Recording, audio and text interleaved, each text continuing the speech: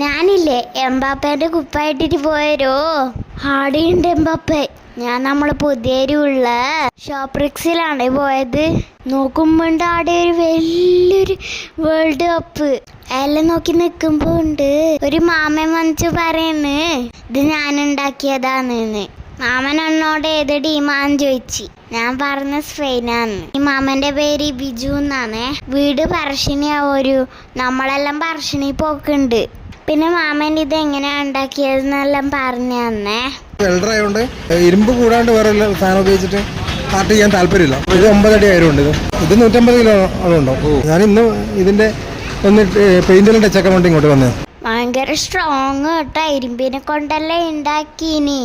പിന്നെ നോക്കുമ്പോണ്ട് കൊറേ ആളെല്ലാം എടുത്ത് അങ്ങോട്ട് കൊണ്ടുവന്ന് അതാ ഇതടിയ പോന്ന്.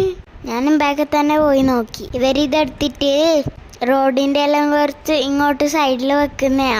നമ്മളെ പുതിയൊരു ഷോപ്രിക്സിന്റെ അതിലൂട്ട വണ്ടിയിൽ പോകുമ്പോ ഇങ്ങോട്ട് നോക്കണേ. അന്നേരം കാണാം ഈ വലിയ വേൾഡ് കപ്പ്. ആർക്കാ വേൾഡ് കപ്പ് കിട്ടുവാന്ന് കമന്റ് ചെയ്യണേ.